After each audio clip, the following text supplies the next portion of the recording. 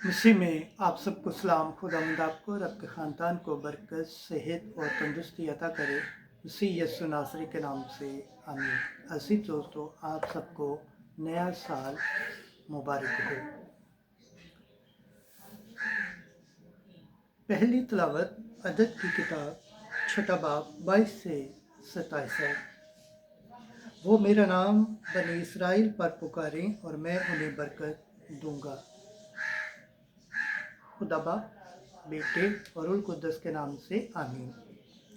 اس وقت خداوند نے موسیٰ سے کلام کر کے فرمایا کہ ہارون اور اس کے بیٹوں سے مخاطب ہو اور ان سے کہے کہ تم بنی اسرائیل کو اس طرح سے برکت دو اور ان سے کہو خداوند تجھے برکت دے اور تیری حفاظت کرے، خداوند تجھ پر اپنے چہرے کا نور چمکائے اور تجھ پر رحم فرمائے، خداوند اپنا چہرہ تیری طرف متوجہ کرے اور تجھے سلامتی بخشے، اور میرا نام بنی اسرائیل پر پکاریں اور میں انہیں برکت دوں گا۔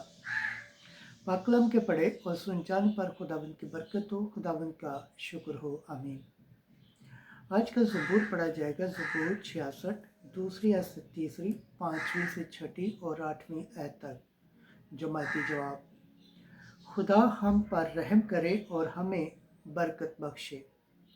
خدا ہم پر رحم کرے اور ہمیں برکت بخشے، وہ اپنا چہرہ ہم پر جلوہ گر فرمائے، تاکہ زمین پر اس کی راہ کی اور تمام قوموں میں اس کی نجات کی پہچان ہو۔ جماعتی جواب: خدا ہم پر رحم کرے اور ہمیں برکت بخشے۔ سب قومیں تیری ستائش کریں، امتیں شادمان ہوں اور خوشی منائیں، کیونکہ تو راستے سے قوموں پر حکومت اور زمین پر امتوں کی ہدایت کرتا ہے۔ جماعتی جواب: خدا ہم پر رحم کرے اور ہمیں برکت بخشے۔ اے خدا، قومیں تیری ستائش کریں، سب قومیں تیری ستائش کریں۔ خدا ہمیں برکت عطا فرمائے اور کل ہادو جہان اس کا خوف کھائے۔ جماعتی جواب: خدا ہم پر رحم کرے اور ہمیں برکت بخشے۔ خداوند کے پاک کلام پڑھے اور سن جانے پر خداوند کی برکت ہو، خداوند کا شکر ہو، آمین۔ آج کی دوسری تلاوت مقدس پالوس رسول کا خط غلاطیوں کے نام، 4 باب 4 آیت۔ خدا نے اپنے بیٹے کو بھیجا جو عورت سے پیدا ہوا۔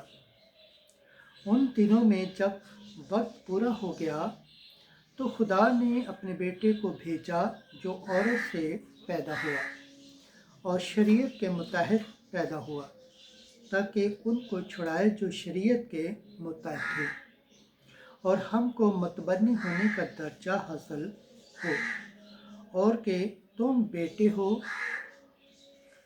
اس سے ثابت ہے کہ خدا نے اپنے بیٹے کا روح ہمارے دلوں میں بھیجا ہے، جو ابا یعنی اے باپ کہہ کر پکارتا ہے۔ بس اب تو غلام نہیں بلکہ بیٹا ہے، اور جب بیٹا ہوا تو خدا کی رضا سے وارث بھی ہوا۔ پاک کلام کے پڑھے اور سن جانے پر خداوند کی برکت ہو، خداوند کا شکر ہو، آمین۔ نعرہ حمد: ہاللویا، ہاللویا، ہاللویا۔ گزشتہ زمانے میں خدا نے آباء و اجداد سے وقت بہ وقت اور طرح بطرح انبیاء کی معرفت کلام کر کے ان آخری ایام میں ہم سے بیٹے کی معرفت کلام کیا۔ ہاللویا۔ آج کی انجیل مقدس لوکا کے مطابق 2 باب 16 سے 21 ہے۔ انہوں نے مریم، یوسف اور ننھے بچے کو پایا، اور جب 8 دن پورے ہو گئے تو اس کا نام یسوع رکھا گیا۔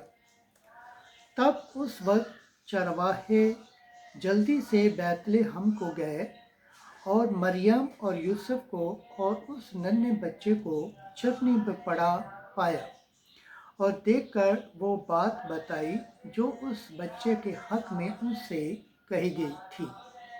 और सब सुनने वालों ने उन बातों पर तहज्जुब किया जो चरवाहों ने उनसे कही। पर मरियम इन सब बातों को हिफ्ज करके उन पर अपने दिल में गौर करती रही। और चरवाहे उन सब बातों के लिए खुदा की तमजीद और हम करते हुए लौट गए, जो उन्होंने वैसे ही सुनी और देखी जैसा उनसे कहा गया था।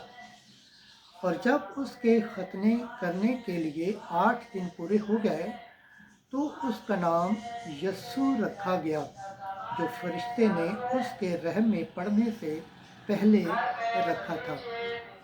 अंजलि मुक़द्दस के सिला से हमारे गुनाह माफ़ किए जाएं। MC तेरी सताइश हो। खुदावंद के पाक कलाम पढ़े और सुन जाने पर खुदावंद की बरकत हो, खुदावंद का शुक्र हो। आमीन।